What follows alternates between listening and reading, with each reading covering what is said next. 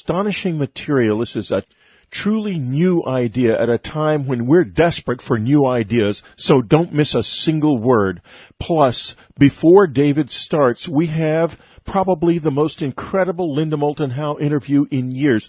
Linda has been working for nearly 30 years on the RAF Bentwaters case, and she has broken it wide open. She's going to be talking about it at the Dreamland Festival, and this is just a foretaste of that amazing report.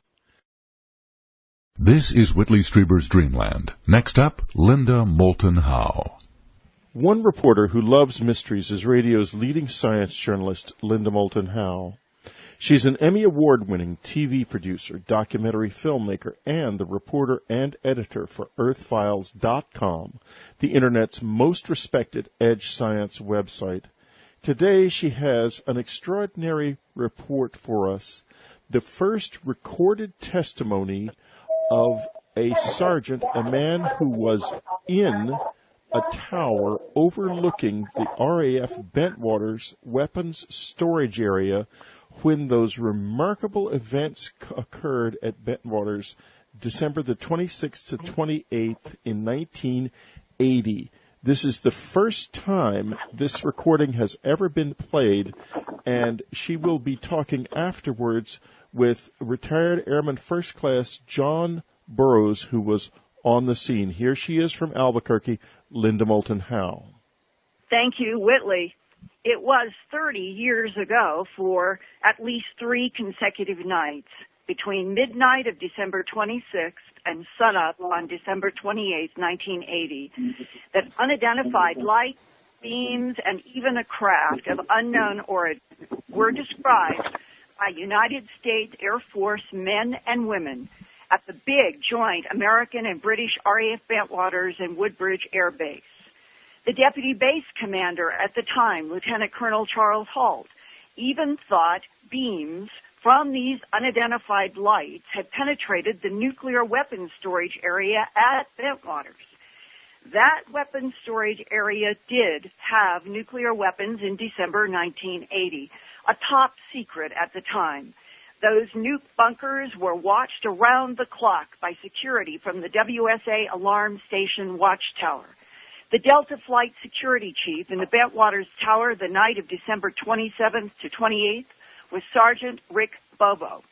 The tower was 50 feet above the ground to give a clear 360-degree view. Sergeant Bobo's priority was to report any threat to the WSA. That night, he watched a large reddish-blue light in the sky that hovered stationary for nearly 2 hours and also emitted a smaller light that sped rapidly down into Rendlesham Forest. At least twice, Sergeant Bobo phoned Central Security Control, and in each call, he was told the situation was under control because there was an investigation in the forest. Apparently, that was the same night that Colonel Halt investigated lights and beam phenomena in Rendlesham Forest. Today, Rick Bobo is 52 years old and works in the Indiana Department of Transportation, the state in which he was born and raised. When Rick Bobo graduated from high school in 1975, there was a recession, jobs were scarce, and the next year he enlisted in the U.S. Air Force. He was sent to Lackland, Texas for basic training and ended up at RAF Bentwaters in early 1980. Recently, I talked with Rick Bobo by phone about what he saw and heard during his D-Flight security shift in the Bentwaters WSA Tower on what was probably after midnight on December 28, 1980. And to my complete surprise as a reporter, after 30 years of this phenomena, Sergeant Rick Bobo told me no one ever debriefed him and that my recording with him was the first audio recording for radio. It looked really big, and there was red and blue, and I did see something come down from it and went down into the woods. Was the big light still up in the air and something went? Oh, yes, yes. So it's up in the air and something went from it down into Rendlesham Forest? Yes. Okay, and how long were you able to see that reddish-blue large light? Oh, goodness. It was there a long time. Was there something about it that was highly strange in comparison to terrestrial light? It just sat there. It didn't go anywhere. It just sat in one spot. I think you could have put a crosshair on it and it never would have moved. Wow. Never wavered. Well, Rick, did you ever see any beams of light come down from the bluish-red large light into either the Bentwaters weapons storage area, RAF Woodbridge weapons storage? Nothing came into Bentwaters. All right, just so you know that. Nothing came into the Bentwaters storage area. And why I'm asking about the beam down into the Bentwaters weapons storage area with nuclear weapons, Colonel Halt said that during that night, when they were in the forest, they had a beam come down very close to them, and he said it looked like in the distance, in the direction of the Bentwaters WSA, more beams were being shot down then as well. Not into the WSA. Okay. Well, that's an important I was in the tower. It didn't happen. It may have appeared so from where he was. I could see that. But nothing came in at WSA. Not unless it took all memory of it away from all of us that were in there. I understand what you're saying. Because it would not have been a small thing. It would have been a rather large thing. Just happened. I did have some radio traffic that I could catch. I could hear him talking about things in the woods and, lights in the woods and things bumping in the trees. Do you think it was Colonel Halt's investigation? It was somebody investigating. I couldn't tell you who was absolutely there. I believe Burroughs was out there at the time. I think they even had Geiger counters out there. Well, it sounds that this occurred on the night that Colonel Halt and Monroe Nevels was there from Emergency Preparedness, and Lieutenant Bruce England from B Flight, and Sergeant Adrian Bustinza from D Flight. John Burroughs was there. A lot of people were there, and that sounds like this is the night that you saw this object. Well, it probably was. And there was somebody that came up in my tower, but I don't know who he was. I don't know where he was from. I don't know what organization he was with. He came up looking through a scope. I didn't get to look at the scope. I don't know who he was or what department he was with. I could make an assumption, but it would just be an assumption. What would your assumption be? OSI. Was he civilian or Air Force dress? No, he was military. I just don't know what department he was from. Okay. What kind of scope was he looking at the red-blue light with? It's like a spotting scope, which would have given very good magnification. Did he make any comments to you? No, he didn't speak. Wow. Well, he didn't speak. You tried to speak. I'm sure I tried to speak, but he didn't. Well, what do you do? Well, did you try to explain to him that you had seen a light leave the big red-blue light? Oh, I'm sure I gave him every bit of information I had. Nobody else came up the tower. I had to let him up because I had my gate closed. Nobody could come up without me allowing it. How long did he stay there? 15, 20 minutes maybe. He left and didn't say anything to you? Oh, just left. And no one ever debriefed you? No one ever spoke to me. Matter of fact, nobody had ever contacted me after I got out of the service. Even the guys that seen it the same time I did. We never talked to each other. Do you remember somebody telling you, don't talk about any of this? No. Nobody talked to me about it. I'm telling you, nobody spoke to me about it at all. Amazing. Yeah. I thought it was a little odd, but, when you're in the service, you just do what you're told.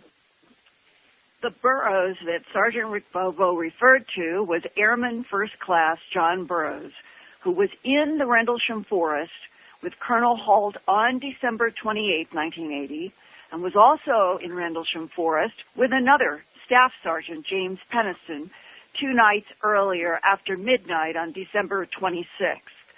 John Burroughs was born in Bloomington, Illinois in 1960 and joined the U.S. Air Force right after high school graduation. He received orders to go to RAF Bentwaters, England, and arrived in July 1979, about 18 months before the highly strange Rendlesham Forest encounters.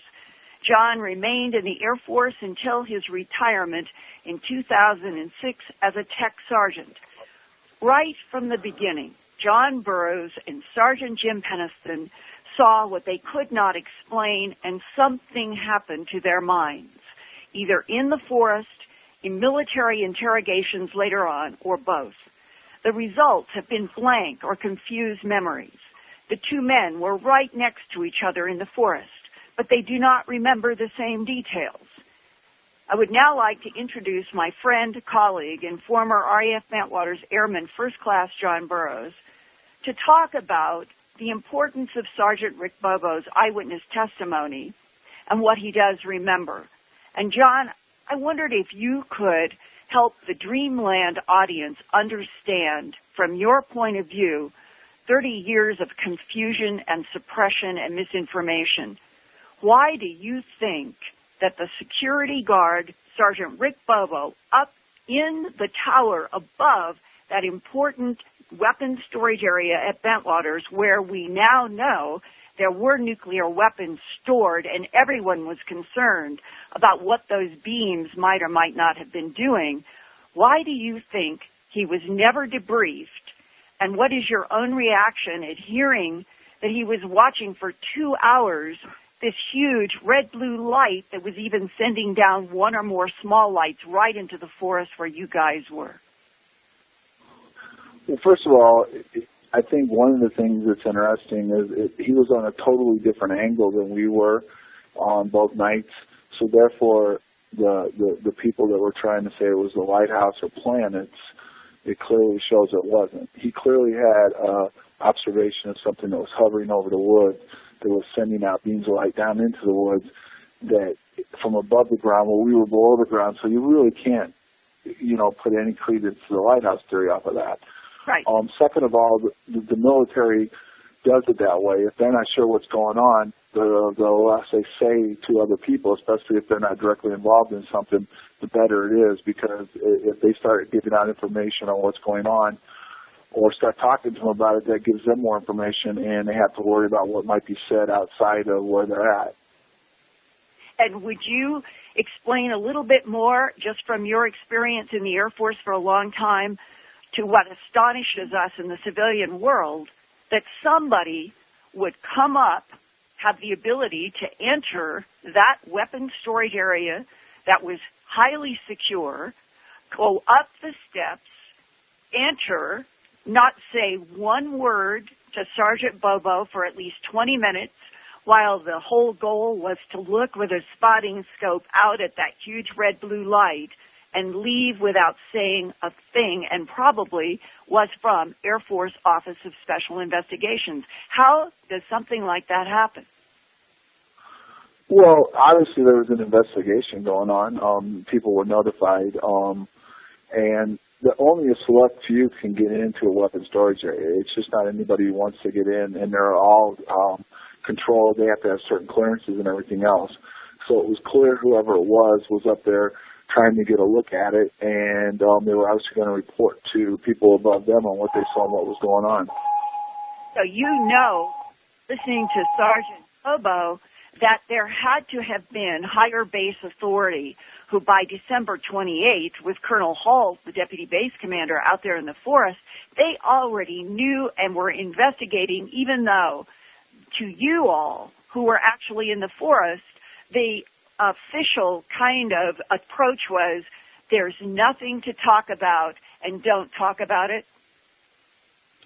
Well, yes. I mean, they definitely don't want something like that getting out. And back then it was a lot easier to control because you didn't have computers and cell phones and everything else. I mean, if something like that would have happened today, it would have been all out. It would have been all over the place really fast. It would have been almost impossible to keep it from happening, including people who could have taken pictures with their cell phones. But back then, they definitely controlled everything a lot tighter, and they definitely wanted to sit on this because, I mean, good Lord, look what was going on. And look at Colonel Hall's tape and what Bobo just described and everything else. You had all this activity going on outside the largest tech fighter wing in the Air Force, and it really does appear from all the stuff that I've looked at over the years that they really weren't sure what they were dealing with and what was going on. and still aren't to this day, maybe.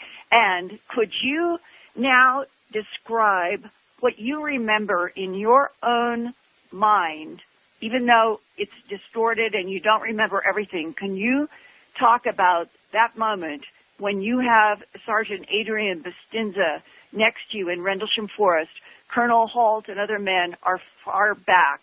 Describe what you remember and describe what Adrian told you. Well, Adrian and I went forwards towards whatever was we observed hovering out over the woods in the distance from where I met up with Colonel Holt. And we started running towards the object, and as we got closer to it, Adrian fell down to the ground, and I kept going. I got up close to something, or I felt like I was getting really close to something, and all I remember was as I got close to it, I seemed like I was almost on it, and then all of a sudden I realized it was gone, and I have no idea what happened. When I turned around and went back towards Adrian at the time told me that, he felt like he got knocked down, and something held him down, and he said whatever it was came over the top of me. And the color, could you describe the color? I tried to draw colors into what I drew at the beginning, and it was like a sunset type of color, real orangish, and there was like blue and green and stuff like that, but the predominant color was orangish, and there was some white in it. And Adrian Bustinza, a sergeant at the base, told you that he thought that the red-orange light actually engulfed you, right? Came over you. Well, yeah, he said it, whatever it was came over me. I disappeared into it, I guess is the best way to put it. And you and I have been trying to work with perhaps some hypnosis recall, and we are now at a stage in 2010 where you are perhaps reliving some of those moments. We hope to share more in the future. But I think consciously today on this Dreamland that one of the most important pieces that you could contribute is what you saw with your own eyes very consciously at the East Gate right after the 28th, that your higher command positioned you specifically at the East Gate, telling you that you had been exposed in the forest and they wanted you there. What did you see happening at the base from the East Gate? Well, I was posted on the East Gate for 3 nights after I came back to work. Shifts, they had the gate open because they were actually doing something in the woods.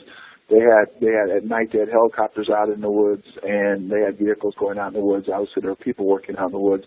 And on the second night, towards dusk, it wasn't dark yet, but it was getting dark. Something was lifted out in the woods by one of the helicopters and brought over to the Woodbridge Fight Line. It was some kind of crate or box that was carried out. I'm not sure what it was.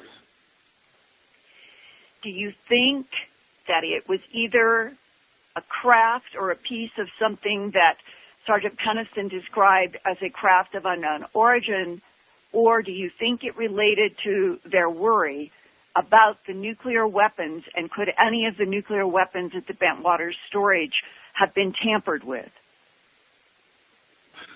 Well, I mean, from where that was lifted out of, it had nothing to do with the storage area, and that was out in the woods. The storage area was farther away from where they were, but there was clearly some kind of plane came in on Sunday night after the incident, and there was activity around the storage area after that.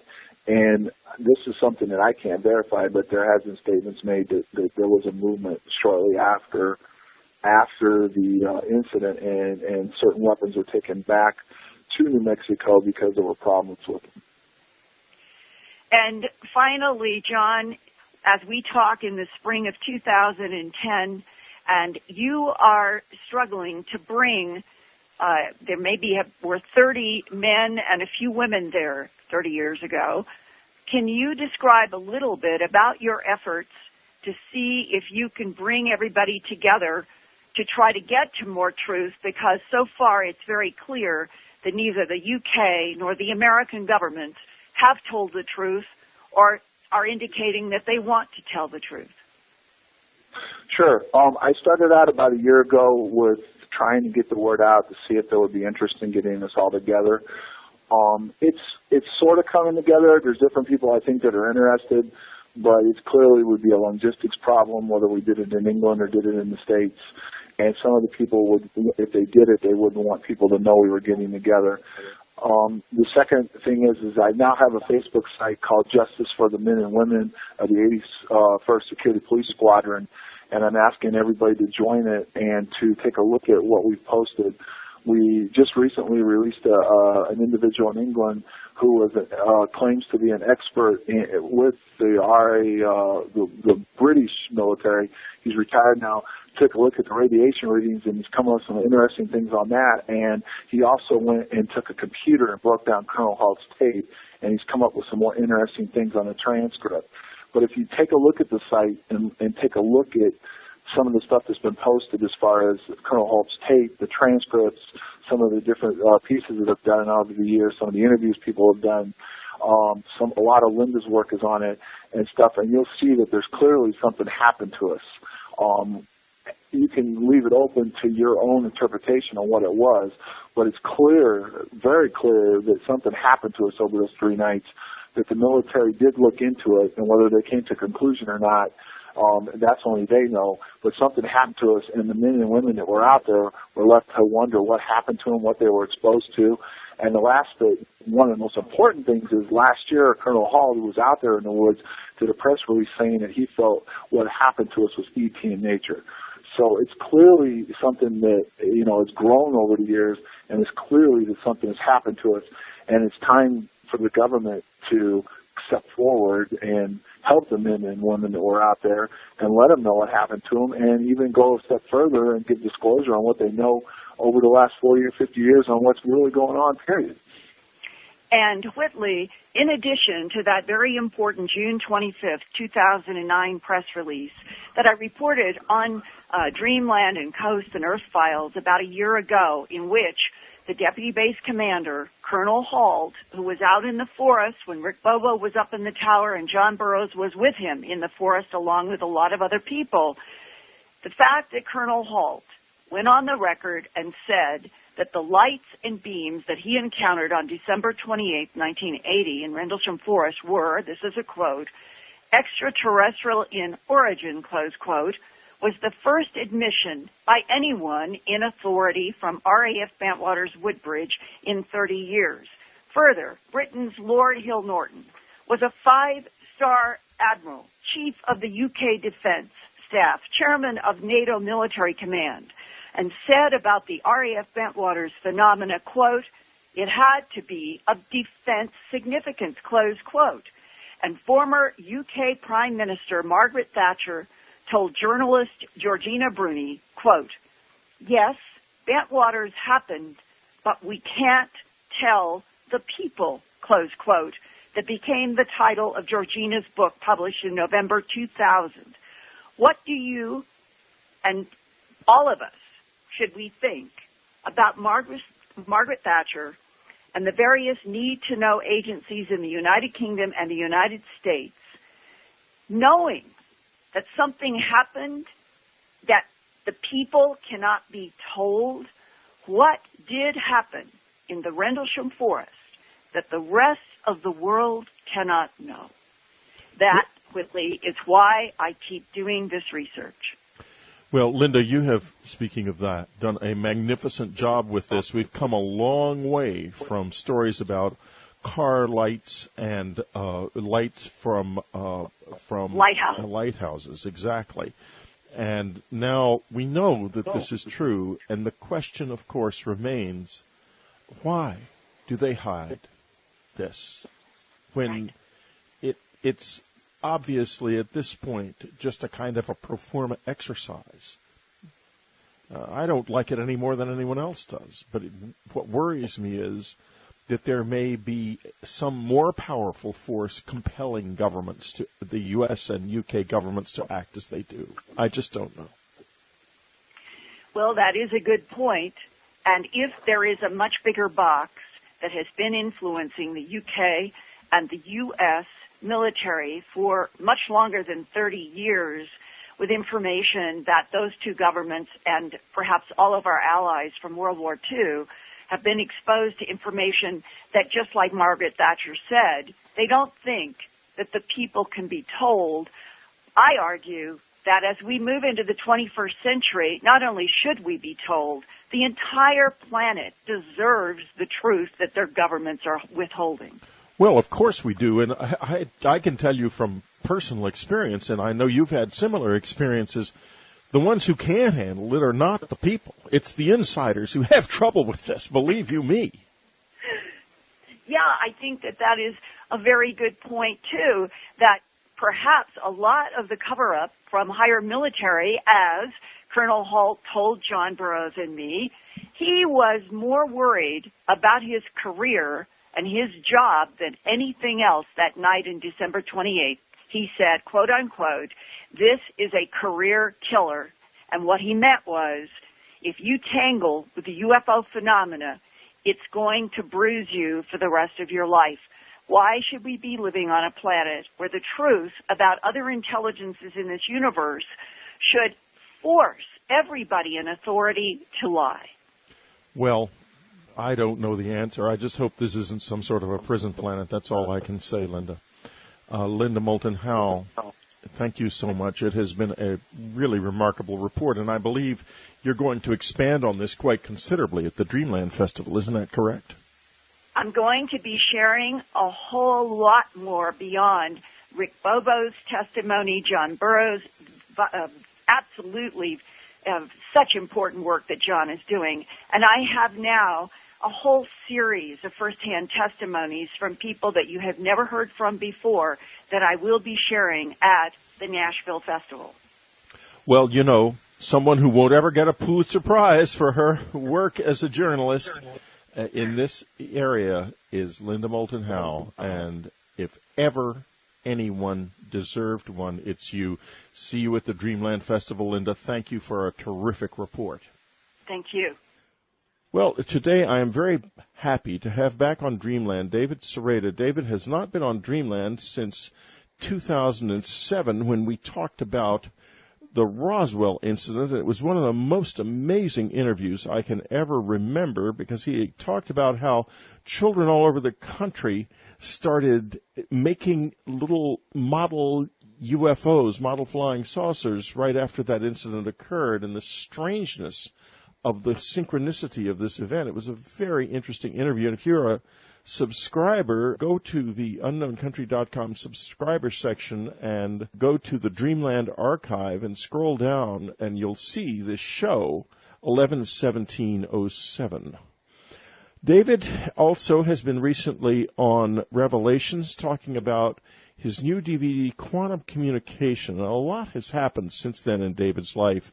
David, I think, could best be described as a scientist and a searcher. He's been a meditator for 30 years. He has been involved in many close encounter type experiences, and it's just a very all-around interesting adventurer kind of at the edge of reality. David, welcome to the program. Whitley, it's an honor to be on your show today. Well, thank you very much. I have wanted to have you back for quite some time, and why don't you tell us a little bit about what's been happening? Let's talk, for example, right now, as we are talking, a significant solar flare, solar quantum mass ejection and geomagnetic storm is just concluding. What does this mean? What are you finding about this, the relationship between the Earth and the Sun? Well, firstly, just from a purely physical, non-spiritual look at the sun, I mean, I kind of watch the sun like, investors watch the stock market. And thank God I'm not in the stock market, and I'm in the kind of experiential mode of watching our sun and watching the effects. And to understand what the sun does to the Earth, it's really kind of simple physics. Einstein won the Nobel Prize for explaining the photoelectric effect, which is the transference of photo or solar energy, light, electromagnetic energy, which spans both the visible and the invisible ultraviolet and X-rays and gamma rays. And the transference of that energy as pure non-physical energy, and then when it hits mass, for example, a conductor like steel or copper or even aluminum, it causes electrons or energy to flow in the medium. And basically that energy now becomes physical, because when you think of electrons flowing through a copper wire, that's like little bowling balls flowing around, in a bowling alley, and they hit the bowling pins and they knock the pins over. So it's kind of light transferring into physical motion. And once you understand that, the sun was previously thought to be a constant, or what NASA called a solar energy constant. They didn't really understand that it was pulsing and fluctuating on a regular basis. But when NASA put these cameras looking at the sun in both the visible and the invisible ultraviolet spectra, if you search on Google the NASA SOHO LASCO cameras, you can see we take pictures about every 15 or 20 minutes right now with these cameras, and we can look at different color photographs of the sun and see what is actually happening. And we actually went through the longest solar minimum in recorded history, where there were virtually no sunspots at all. I mean, the sun was blank, a smooth kind of pearl with the odd little blip once in a while for almost a full year. And NASA, in recorded history, and David Hathaway at the NASA Solar Observatory, whom I was in dialogues with, they'd never really seen anything like this, and that's why we had such a cold winter and such a, seeing snow in Texas and, the Great South. People thought, oh my God, it's the end of global warming. There really is no global warming. And that is not true at all. That's what was happening. And there I was, last winter in Sedona, about 6,000 feet, and I stick this freezing cold crystal, this big quartz crystal, and I'm sitting in my hot tub, and I set it in the hot tub, just to play around with it, and it cracks. And the reason it cracks is because when you take something cold and you expose it to sudden high temperature, the differential between the two produces a shock wave that produces a cracking, a very, very violent action. Whereas if I put a nice warm rock in my hot tub, it wouldn't crack. So the earth got very, very cold, and then suddenly I noticed the first sunspot emerging.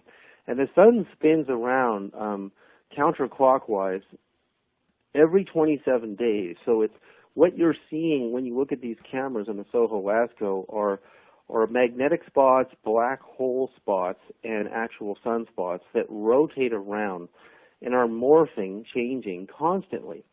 And when they come into near or direct alignment to Earth facing, depending on their strength and what they do, they are very dangerous. And on the 28th of September 2009, I saw the first one coming into position.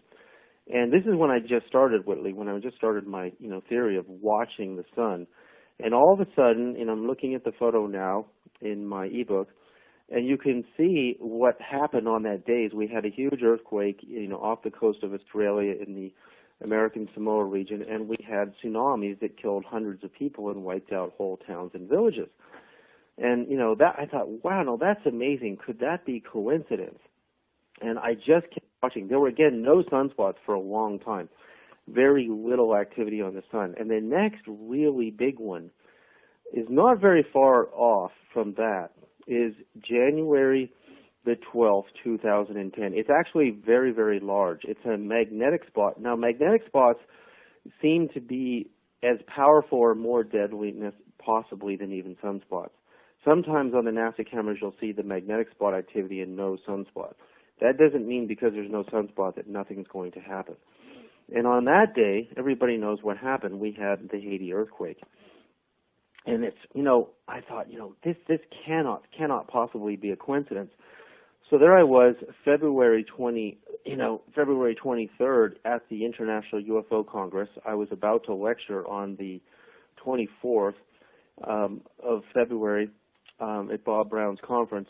And actually, it was days before that I was showing Bob Brown, and I was looking at him, and I said, Bob, there's a really big magnetic spot, but it has this long filament. It's actually a 1 million kilometer long filament. It's like a big twisted magnetic snake dangling out of the sun.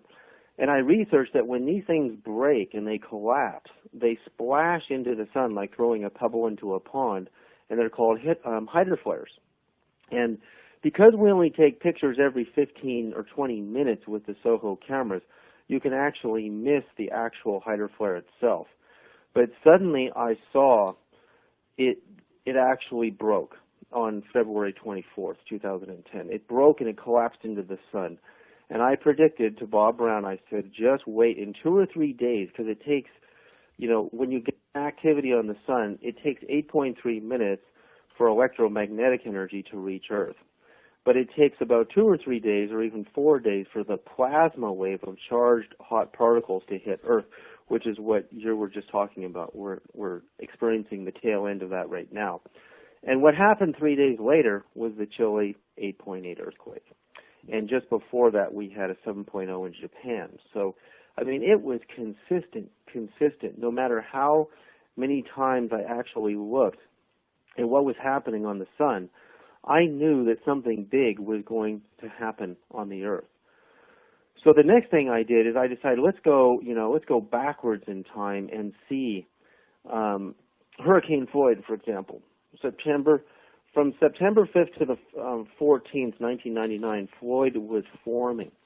And sure enough, if I look at the sun on September 14th, the day 1999 that Hurricane Floyd struck, you can see that 7 days prior to that, a massive sunspot actually was directly facing Earth. And the day Floyd struck, another set of magnetic spots, 3 of them were direct Earth facing.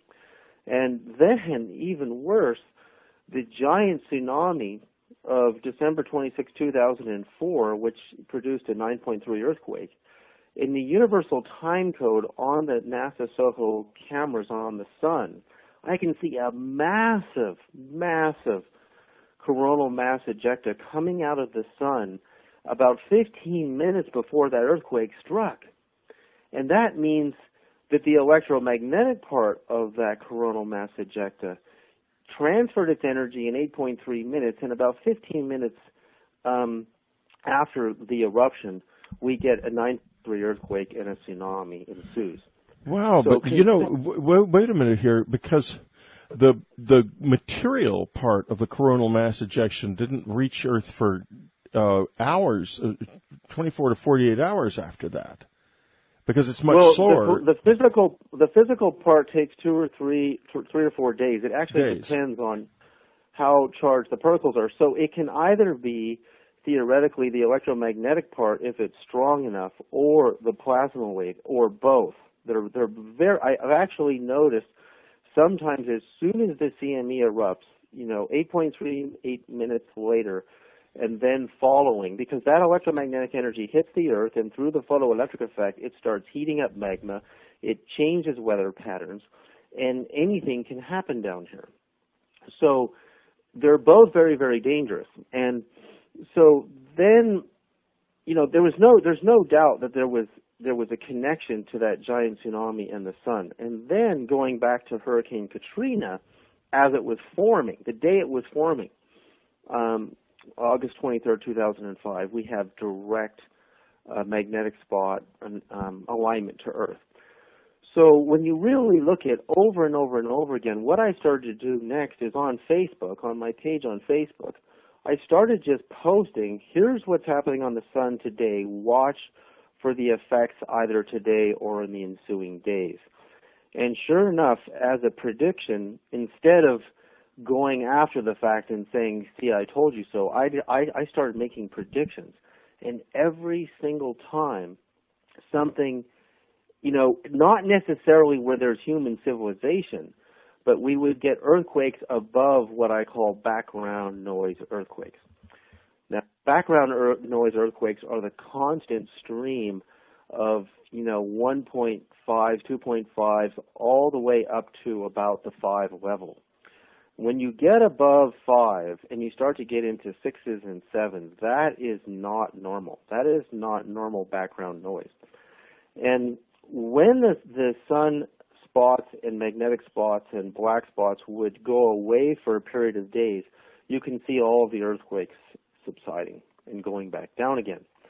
Now let's come to what just happened, because what just happened in this past week is enormous. What just happened in the past week was 2 volcanoes went off in Central America, one in Guatemala, one in Ecuador, and then just a few days after that, this is only, it might have been just yesterday or the day before, a massive eruption happened in a volcano under the ocean in the Pacific, and spewed ash into the sky 40,000 feet. I don't know if you heard about that one yet. I did not hear about that one. I've heard about all of the others. I was just going to ask you, what about this week? Because it's been really wild out there. Yeah, it's so wild. In fact, you see this giant sinkhole appearing in the center of Guatemala City. Guatemala City, my God. The pictures of that, and folks, you can find this all over the internet. The New York Times has got a wonderful article about it with great pictures, including if you can stand it, and he's not kidding. Look at the high def image of it. This thing is terrifying. It's an entire the middle of a four-way stop, a block. The entire thing is just gone, and the sinkhole seems to just drop off into blackness. Yeah, this is where I hate to say this, to listeners, because I'm not a person who wants to see disasters happen. Before we get to the next part, which is how consciousness is affecting all this, but think of 4 movers who are trying to move a large table, and you only have one mover on one corner of the table producing a regular amount of pressure, but you can't lift the whole table. When you look at the Ring of Fire, which is where all the tectonic plate action occurs on a fairly inconsistent but regular basis, 10 years ago, 15 years ago, when I was following early, U.S. Geological Survey data on earthquakes, most of the activity occurs between Japan, the Aleutian Islands, and Alaska. So it's like you have one part of the entire Ring of Fire, which extends all the way through California, the Great San Andreas Fault, all the way through Baja, all the way through Central and South America, and all the way back up around, through, Australia and Asia and Japan, and all the way back up to Alaska. So that's the ring. Now, imagine that is a table that you're trying to lift the whole thing, but you only got one mover on one end of the table. Well, what happened is after the Asian tsunami, the 9.3 earthquake that happened there, that area has continuously been active and shaking. In fact, we've even seen some 8s and above 8s in that region since December 26, 2004. Then when, jumping way ahead on the timeline, when Haiti happened, that region continuously is shaking all the time. And then when Baja happened, that area is continuously shaking all the time, as well as, Chile, which is before Haiti, and that area has been shaking quite violently all the time. So now you have this constant amount of pressure, as if you have 4 physical movers trying to lift a table on all 4 corners, or 5 or 6 corners. The other place we have constant activity is off the coast of Australia, near American Samoa and the Philippines and all those areas. So what's starting to happen is the sun is transferring so much energy to our planet that it's constantly active in all these places, which is unprecedented. I've never seen the levels of activity on all of the different corners of the plate all at the same time. And now you're seeing sinkholes appear in Canada and Guatemala, and so what's happening? Well, we're going to take a little break, and afterwards, we're going to find out what's happening. We're back with David Sereda. This is really fascinating, David. David, where can we meet you on the Internet? Give us the best place. My 2 physical websites are voiceentertainment.net and lightstreamtechnologies.com. That's lightstreamtechnologies.com.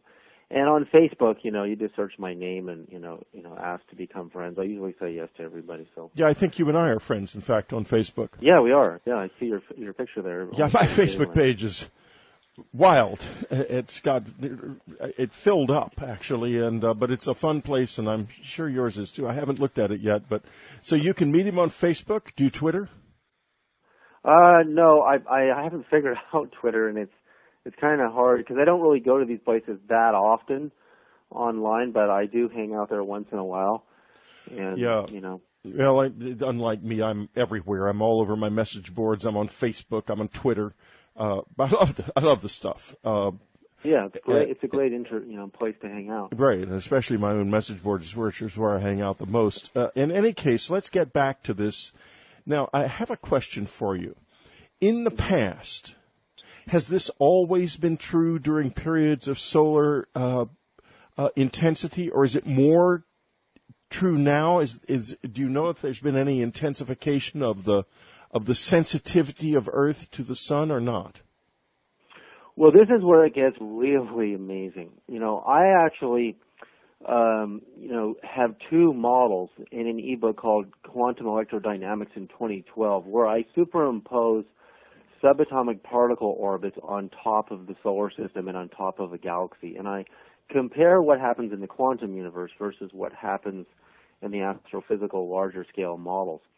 And firstly, this is not really well known. As we're approaching 2012, this is really shocking, but at the University of Kansas, a Russian researcher and an American astrophysicist have studied the fossil records for mass extinctions, and they've compared that to where we actually are and where we're migrating towards in our galaxy.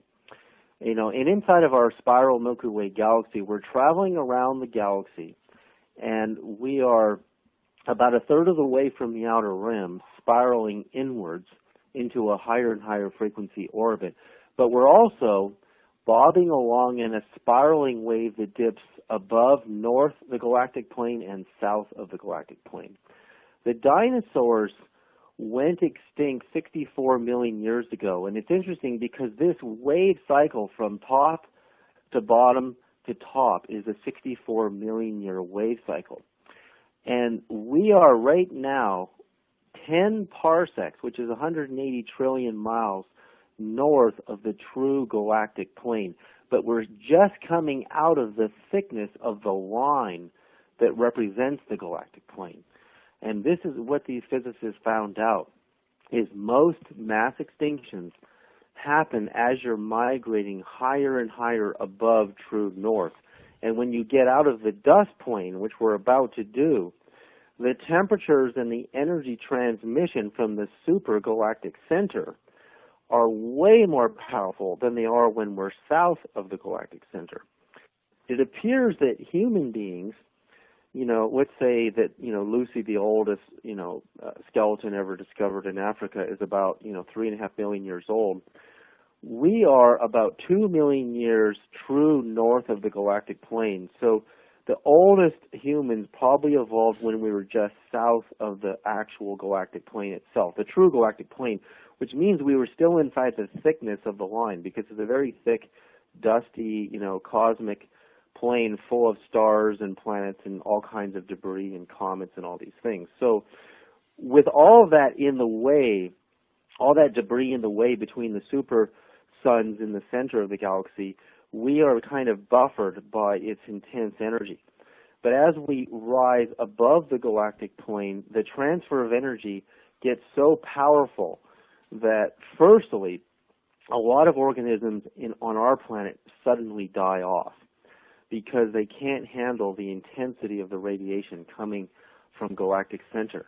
Now, galactic center is more powerful than our sun, so it transfers its electromagnetic energy to our sun, which then conversely transfers it to Earth. And then Earth, which is full of tectonic plate activity, volcanoes, and weather patterns, suddenly responds to that influx of energy. And so that's what we're seeing. So we are seeing an increase then. Definitely. When we come out of the edge, and I predict that's probably what the 2012, which is really getting into the beginning of 2013, really is. This point that we're at now, which is 10 parsecs or 180 trillion miles north of the true galactic plane, like a razor blade true, we are exactly where the dinosaurs went extinct. And this is a transformation point, not necessarily our death and the end of the world, but a massive transformation point. What's so weird about this to me is about a year ago, I noticed that Revelation 20:12, chapter 20, verse 12, is the moment of the opening of the book of life and the last judgment. And I thought, what a bizarre coincidence. And it inspired me to write a novel called The Omega Point, which is about, really asks the question, under such circumstances, in a time like this, is there a plan for mankind? Is there something that will happen there will be some kind of rescue of our meaning and our being? And now it turns out that in the book, essentially what you just described happening happens. But I knew nothing about this. It's the scientific side of it that you've just described. I never found this information, and yet it's in the book. It's there. It's all there. Wow. Yeah. So, well, listen, we're going to take another little break here. When we get back, we're going to start to talk about that very issue. Is there a plan for us? What does human consciousness have to do with all of this? We'll be right back. We're back with David Sereda. David, I want you to tell us again, what are the best places to go to get to you on the Internet? My websites are voiceentertainment.net, lightstreamtechnologies.com, and also on Facebook. You can just search my name, David Sereda, and ask to be my friend, and if you're not Satan, I'll say yes. Okay, yeah, Satan applied for friendship with me about 50 times. Okay, so now let's go on. Here we are in this really remarkable situation. We're coming into a change, and we can see it all around us. It's real. In the way the Earth is affected by the energies of the universe and of the sun. This is going to cause upheavals on Earth. A lot of people are going to be affected by it. We're being affected by it right now, all of us in different ways. What does this mean, David?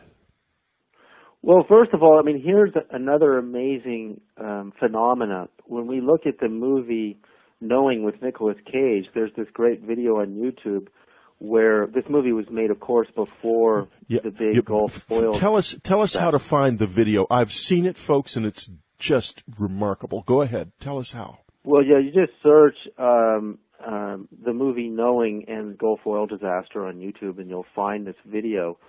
And you see, Nicolas Cage sitting in front of the TV, and you see, their talk about solar flares and the sun. And then all of a sudden, there is a oil rig that explodes in the Gulf of Mexico, and it's a huge disaster. And he's looking at it, and you go, oh, my God, this movie was made, it was released a year before this happened, and it was written probably several years ago. I mean, was this movie a premonition to exactly what was going to happen to us? Well, I decided to search the sun the day of the explosion itself on the rig. And sure enough, several hours in Universal Time Code on the NASA Soho Alaska, there was a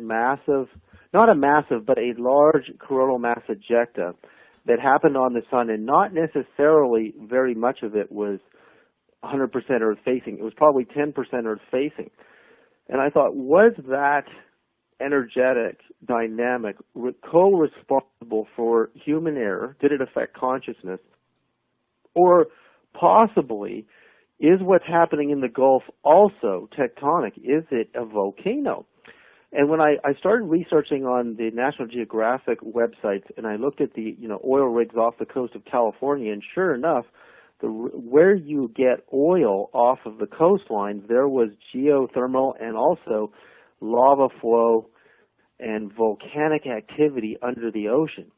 It turns out that where we drill for oil, it's like drilling on the back of a blood boiling pig. You're basically drilling into geothermal activity areas where we shouldn't be drilling, because those areas are very, very vulnerable. And if you give them an outlet by puncturing a hole in them, if they heat up, they are going to spew out tremendous pressure, and you're going to get an explosion.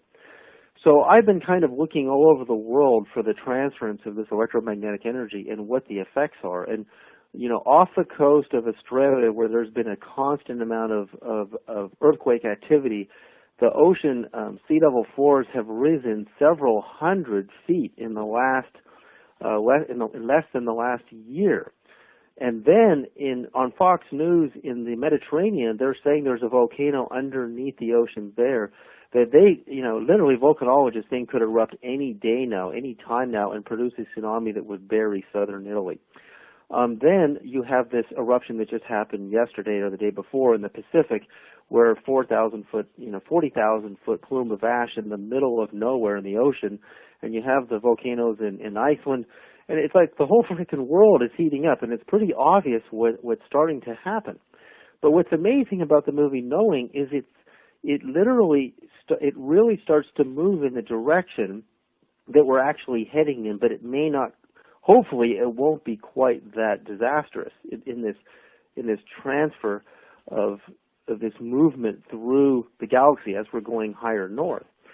But more interestingly than the Earth changes, this is my favorite part, is there have been scientific studies on DNA in different living systems such as fish and even single-cell organisms, and how they respond to solar events. And firstly, this is in the movie Water, which is on my website. A Russian scientist named Alexander Zhijevsky discovers under the microscope that little amoebas start to go crazy at the instantaneous moment that a solar flare, a coronal mass ejection, has left the sun. But its electromagnetic energy doesn't arrive until 8.3 minutes later, but they know instantaneously that it's happening, and they start protecting themselves by increasing the energy of their membrane to protect themselves from the oncoming radiation. And that is right there is key to what the biologists at Kansas State University realized, what living systems would survive this new level of radiation would be those systems that biologically create and adjust the energy of their membrane. Now, we are like, think of a single cell under the microscope. The membrane is just the perimeter or the kind of tissue around the cell that protects the cell and decides to allow information to come in or information to not get into the cell. And the cell is very, very conscious. I mean, when you get into Bruce Lipton, discussions, you realize how intelligent a single cell is and its ability to actually not just receive, nutrition or let in a virus or not let in a virus, but actual consciousness and information. So what actually happens to DNA in studies that have been done when you expose it to very weak changes in magnetism and electromagnetism? There's a study in the movie Water, and this is actually my favorite scene in the whole movie, is these fish are artificially induced with electromagnetic fields, and their offspring are suddenly born with these beautiful phenotype, which means visible changes. They all suddenly have stripes on their bellies, rainbow stripes appear in all of them, and they all seem to function in this perfect collective mind. Whatever one fish does, the other one copies it. And I went, wow, if that can happen in one generation, what's going to happen to the children on Earth who are born in the presence of the new sun, which we're now coming into? Will they be born, like the X-Men with superpowers? Will the powers that, the psychic powers that some human beings seem to possess, or some of them gain through meditation, will this become very, very common? And I think that's a subject that you've covered, and you've followed a lot of different, children, or, whatever you want to call them, indigo children or star children, who have these abilities to see invisible beings, which is something that I can do, and actually, have dialogues with beings from other dimensions and other parts of our universe that seem to be completely invisible to us. And that is what I'm most excited about in the new sun and coming into 2012 is there's no question that if even a weak amount of electromagnetism can cause phenotype changes, real level changes, what deeper level changes will happen with this new impetus of energy coming from the galactic center to our sun, and then eventually, the sun transfers it to Earth. Now that's just the tip of the iceberg of what happens, in this transference of electromagnetism and how it affects a living organism. But there's a far deeper level of what's going on, and that is when you look at the extraterrestrial impetus that's happening, and you look at the idea of exploring the invisible through photography, looking into the ultraviolet, we can see on NASA SOHO cameras, the green camera, which is looking into the far ultraviolet and the extreme ultraviolet, we can actually see amazing, very, very large spacecraft appearing around the sphere of the sun, especially these architectures, these amazing architectures, are very, very visible prior and during to when the sun is about to produce these huge bursts of energy. Wow. David, we're going to take a little break. We'll be right back with David Sereda.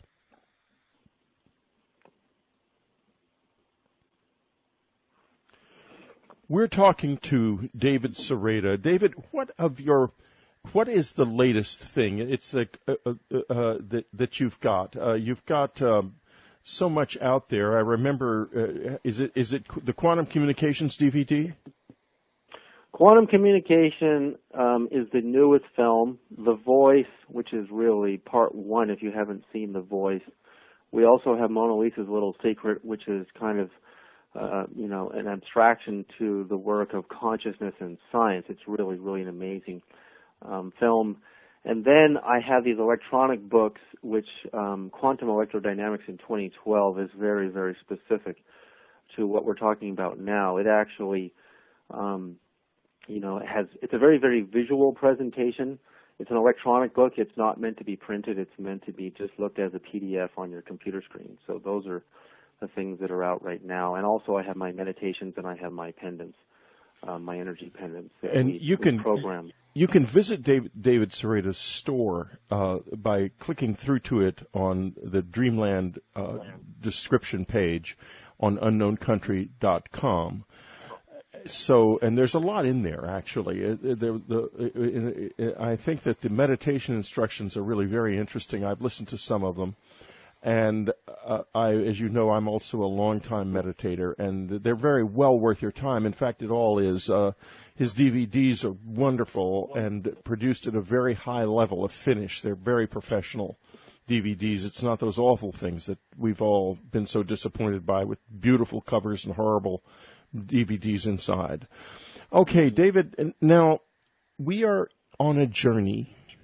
It is a journey into a very, very complicated and difficult unknown. I asked you before, is there a plan for us? And you seem to be saying that yes, in a sense there was. Now I'm going to, and you described it actually very beautifully. Now I'm going to ask you another question, and this gets back, way back, to your early Marian and Christ visions and experiences. You mentioned invisible beings. These are some of the invisible beings that you have seen and come into contact with. Mm-hmm. Who are we, David? Yeah, I mean, this is the question that I wake up with every day. You know, lately I've been doing 1 hour sitting meditations very late at night because I find that if I meditate really late at night before I go to sleep, the chances of making contact, true contact, are much higher than if I meditate in the morning. And I keep asking that question because, I had 3 apparitions of Christ blazing like thousands of suns, and I was practicing Buddhism and Vipassana meditation most of my life, and for the past year I've been doing 1 45-minute breathing session, deep breathing session per week. So I'm on 43 weeks right now, and I'm really doing all I can to have my direct contact experiences. And when I met Christ the first time in 1994, when I almost died in my tent in Topanga in the pouring rain, I got so many answers to so many questions. It felt like there was no separation between, being human, being us, and what was about to happen next. I have, on that day in October of 1994, when that experience occurred, within days I was seeing the dead. I was seeing ghosts. I mean, I've literally seen hundreds and hundreds up to this point in my life. I've seen angels with my physical eyes open. I don't get a mental picture. I don't get an intuitive psychic sense and then create an imagery in my third eye. I see these beings as three-dimensionally as I see a real physical human. And exactly what do you do before? What do you do to get these visions, to see them this way? Because you're talking to a lot of very advanced meditators, Dreamland listeners. Go ahead. Right. I didn't plan on it. In the Buddhist sense, Buddhism split. There's a deep schism in Buddhism in the four major schools, from the Mahayanist to the Theravadic Buddhists. The Theravada Buddhists are very core to the experience of transformation, the 7 different levels of samadhi, the 7th being where nirvana begins, and they don't give much importance to other realms and visions and these type of things. But the Theravada Buddhists, are very different from the Mahayana Buddhists. The Tibetans are Mahayana-based Buddhism. They give a lot of importance to the other worlds and the other universes and the other paradise realms and different dimensions that become manifest and visible to the meditator. Those, that's kind of what happened to me. I didn't have any plan that I wanted to see visions. I never even asked to see Jesus Christ. I was simply hardcore Buddhist. And I had studied with a lot of the gurus from India. I mean, how did you know it was Jesus?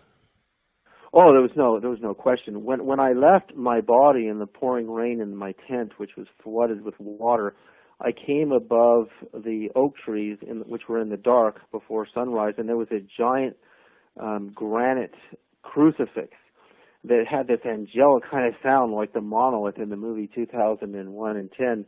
And there was a baptismal pool below shaped like a cross, and the water was so beautiful. It was calling my astral body to fall into this water. And so when I fell into it, I was purified by what Christians call the Holy Spirit.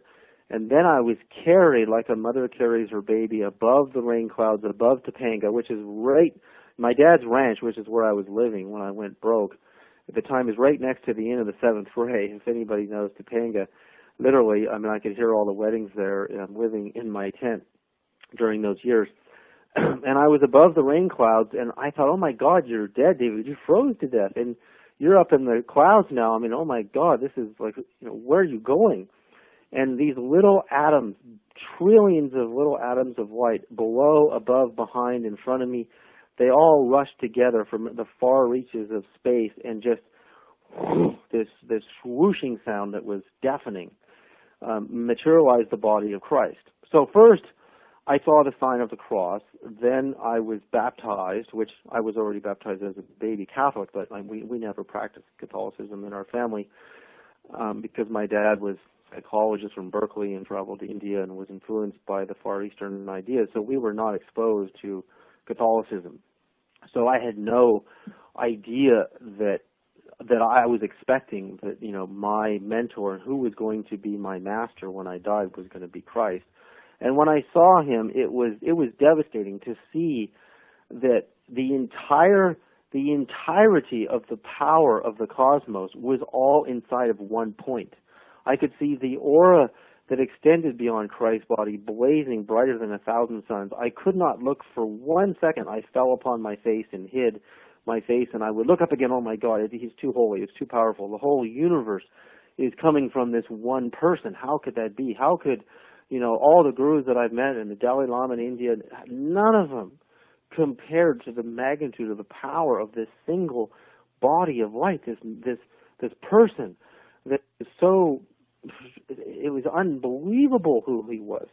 And he floated up next to me, and I kept my face down on the ground. And if you look at him, it's just you overdose on unimaginable levels of ecstasy. It's so beautiful and so cosmically expansive to the mind that in 1 second looking at him, suddenly your mind is expanding out into the universe at such tremendous speed that you have no point to grasp onto the shape of the human body, your toe, your foot, the idea of being just a point is no longer there. And so when you lower the gaze, it reduces the effect. And his feet, oh my God, looking at Jesus' feet is just mind-boggling. There's just no way to describe what happens to consciousness just looking at the feet. At Why least is I could that? bear. Why the feet? What's that? Why the feet? Well, remember, in India, the feet are transmission points for the master. You look at the seraphim, the highest level angels in the ninth sphere of consciousness. Their wings cover their feet and their eyes.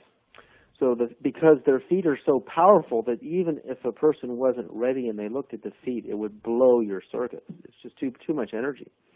So the first thing Jesus says to me is, I have appeared to a number of people throughout the universe, but at different levels of their spiritual ability. No one in all creation has seen me in my entirety. Even now, which is what I was seeing, was at least as bright as 1,000 of our suns. He says, you are not seeing me in my entirety. It's not possible at this time. And then he began the long teachings that he gave me, which were more consistent with the Gnostic Gospels, which I later discovered, than with the canonized the canonical Gospels. The Gnostic Gospels are actually mostly earlier than the canonical Gospels, and probably a little bit closer. They're mostly teachings. They're not stories of his life. They're right. Raw teachings probably from when he actually was here. Exactly. I think they are absolutely true. There's no doubt, and I've read all of them. And, so that began that day. All of a sudden, I could see the dead. I saw Princess Diana as clear as day 3 times the same morning while the sun was up in my, I had moved from my tent, which was actually my tree planting tent that I used tree planting in Canada for, over 15 years, just that single tent. I built a big 12 by 24 foot deck on my dad's ranch, and I put a yurt on it. It's a really high quality canvas building, basically, and I put a bed and a TV and a desk and meditation pad and my computer, and I lived in there for years and worked and had so many experiences there.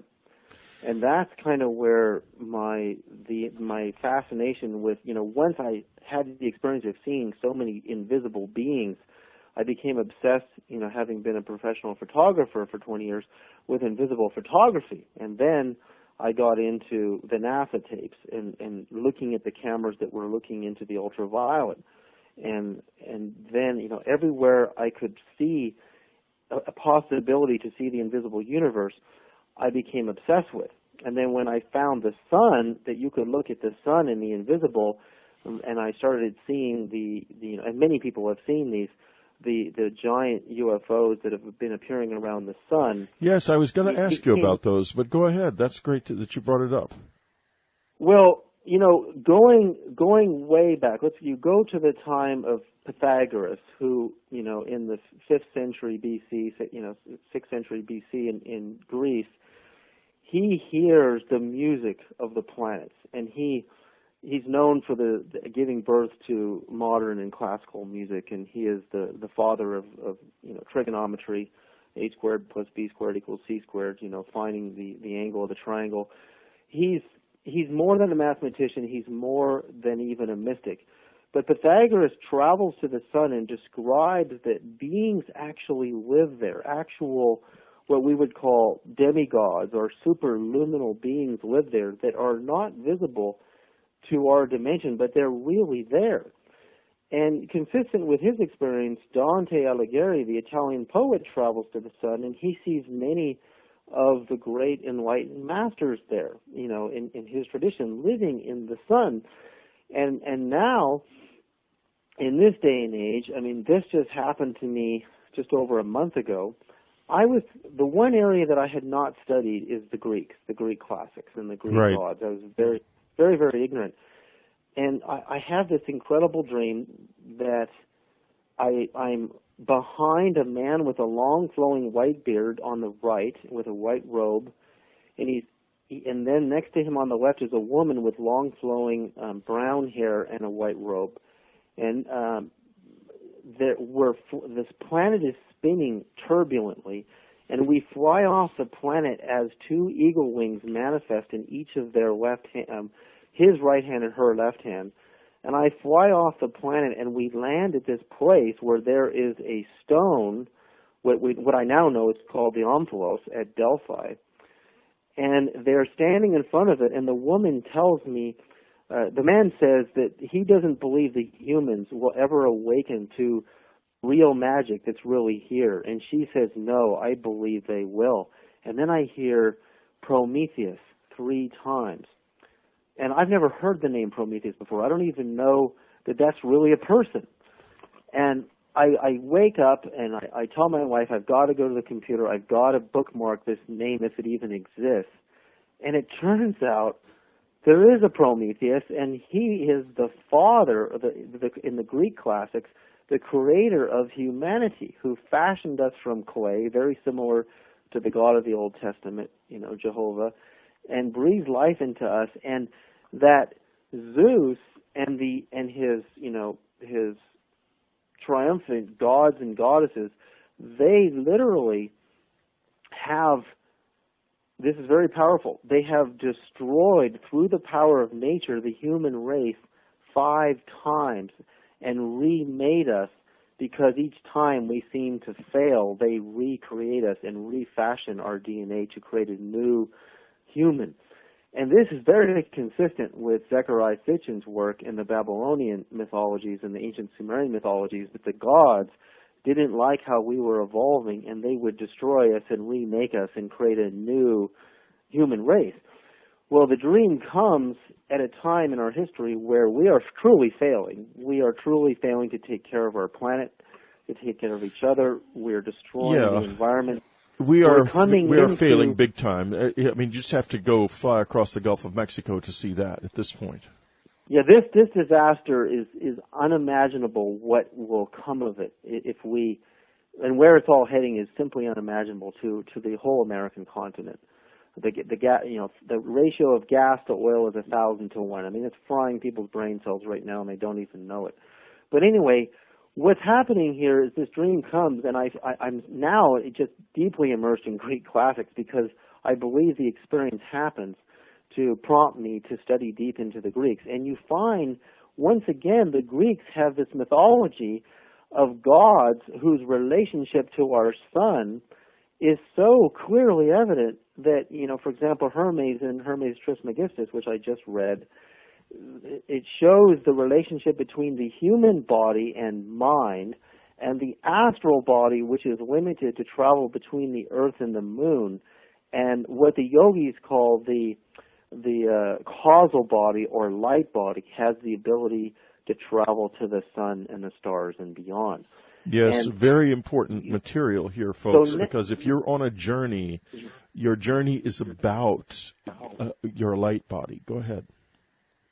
So the sun in all of these mythologies are full of cosmic beings and spaceships, and it's all really there. So when you see cameras that are looking into the invisible, they're confirming. I mean, I have got a clear photograph, which I'll send you to post on your site, of this amazing, what people thought was a UFO that astronomers saw above our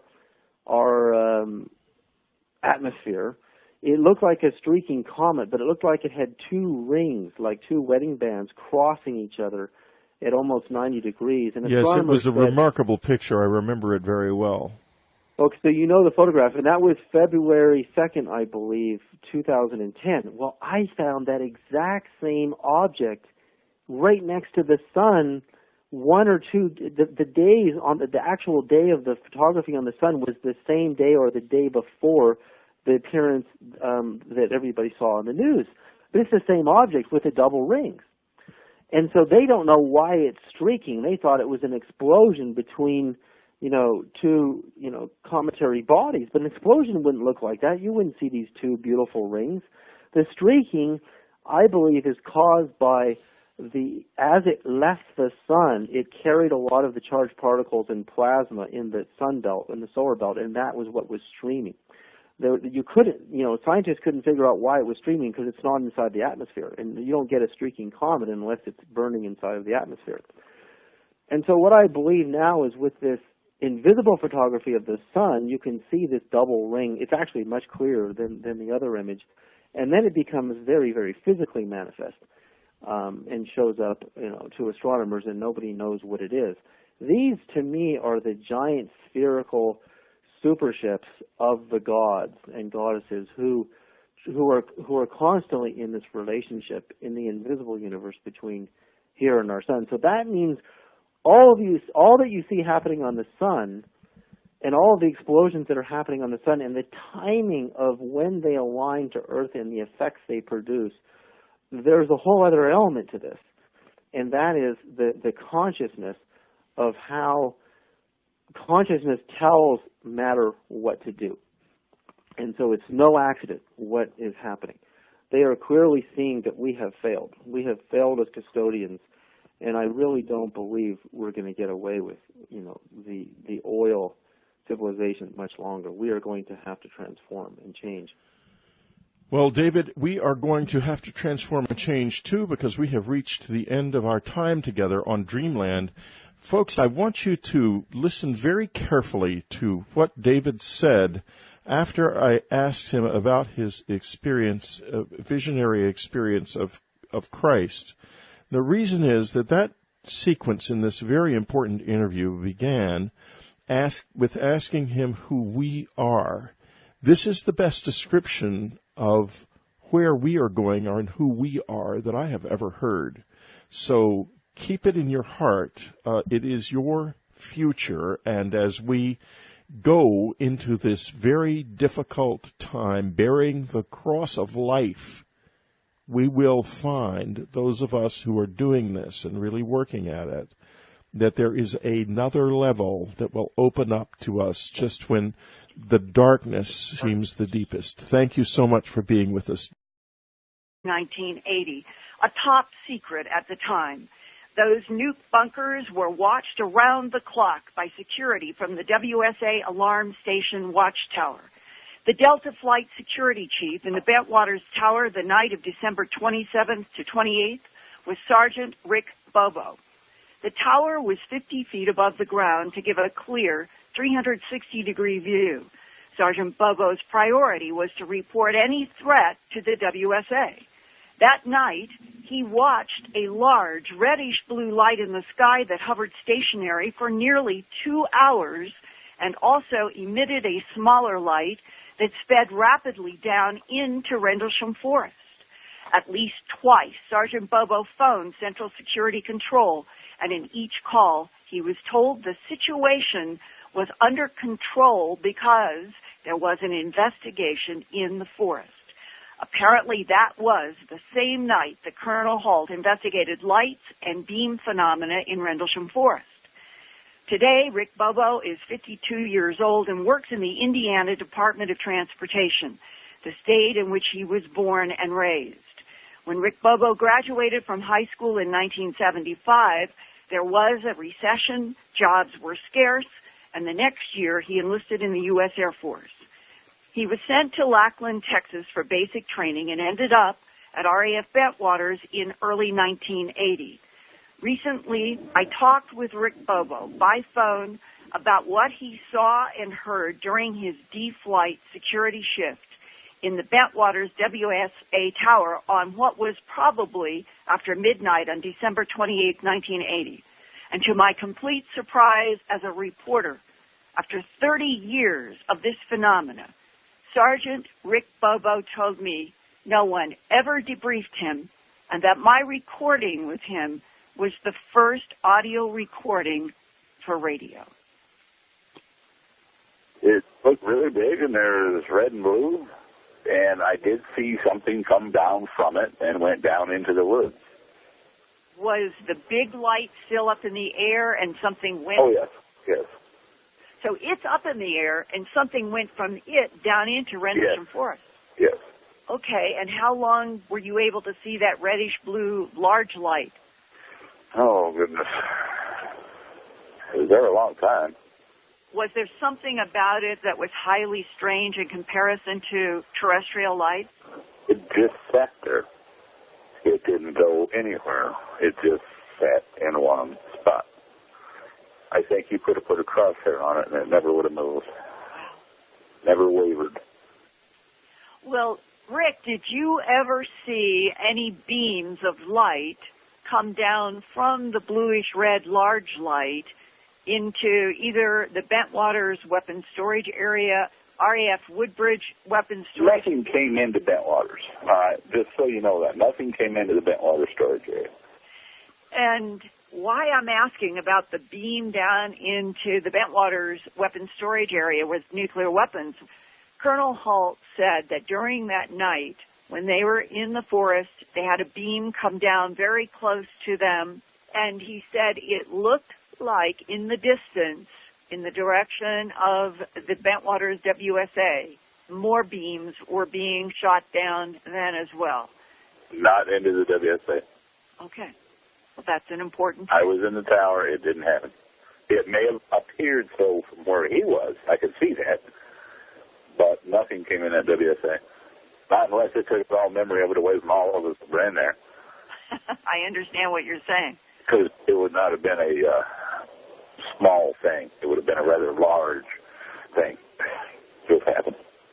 I did have some radio traffic that I could catch. I could hear him talking about things in the woods and, you know, lights in the woods and things bumping in the trees. Do you think it was Colonel Halt's investigation? It was somebody investigating. I couldn't tell you who was absolutely there. I believe Burroughs was out there at the time. I think they even had Geiger counters out there. Well, it sounds that this occurred on the night that Colonel Halt and Monroe Nevels was there from Emergency Preparedness, and Lieutenant Bruce England from B Flight, and Sergeant Adrian Bustinza from D Flight in 1960, and joined the U.S. Air Force right after high school graduation. He received orders to go to RAF Bentwaters, England, and arrived in July 1979, about 18 months before the highly strange Rendlesham Forest encounters. John remained in the Air Force until his retirement in 2006 as a tech sergeant. Right from the beginning, John Burroughs and Sergeant Jim Peniston saw what they could not explain, and something happened to their minds, either in the forest, in military interrogations later on, or both. The results have been blank or confused memories. The two men were right next to each other in the forest, but they do not remember the same details. I would now like to introduce my friend, colleague, and former RAF Bentwaters Airman First Class John Burroughs to talk about the importance of Sergeant Rick Bobo's eyewitness testimony and what he does remember. And John, I wondered if you could help the Dreamland audience understand, from your point of view, 30 years of confusion and suppression and misinformation. Why do you think that the security guard, Sergeant Rick Bobo, up in the tower above that important weapons storage area at Bentwaters, where we now know there were nuclear weapons stored and everyone was concerned about what those beams might or might not have been doing, why do you think he was never debriefed? And what is your own reaction at hearing that he was watching for 2 hours this huge red-blue light that was even sending down one or more small lights right into the forest where you guys were? Well, first of all, I think one of the things that's interesting is he was on a totally different angle than we were on both nights. So therefore, the people that were trying to say it was the lighthouse or planets, it clearly shows it wasn't. He clearly had observation of something that was hovering over the woods, that was sending out beams of light down into the woods, that from above the ground, well, we were below the ground, so you really can't, put any credence to the lighthouse theory off of that. Right. John Burroughs was there. A lot of people were there. And that sounds like this is the night that you saw this object. Well, it probably was. And there was somebody that came up in my tower, but I don't know who he was. I don't know where he was from. I don't know what organization he was with. He came up looking through a scope. I didn't get to look at the scope. I don't know who he was or what department he was with. I could make an assumption, but it would just be an assumption. What would your assumption be? OSI. Was he civilian or Air Force dress? No, he was military. I just don't know what department he was from. Okay.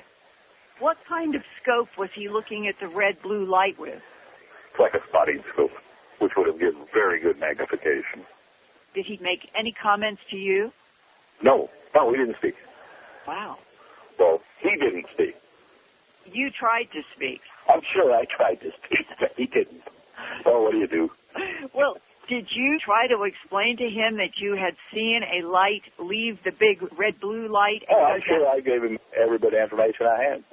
Nobody else came up the tower. I had to let him up because I had my gate closed. Nobody could come up without me allowing it. How long did he stay there? 15, 20 minutes maybe. He left and didn't say anything to you? Oh, just left. And no one ever debriefed you? No one ever spoke to me. Matter of fact, nobody had ever contacted me after I got out of the service. Even the guys that seen it the same time I did. We never talked to each other. Do you remember somebody telling you, don't talk about any of this? No. Nobody talked to me about it. I'm telling you, nobody spoke to me about it at all. Amazing. Yeah. I thought it was a little odd, but, when you're in the service, you just do what you're told.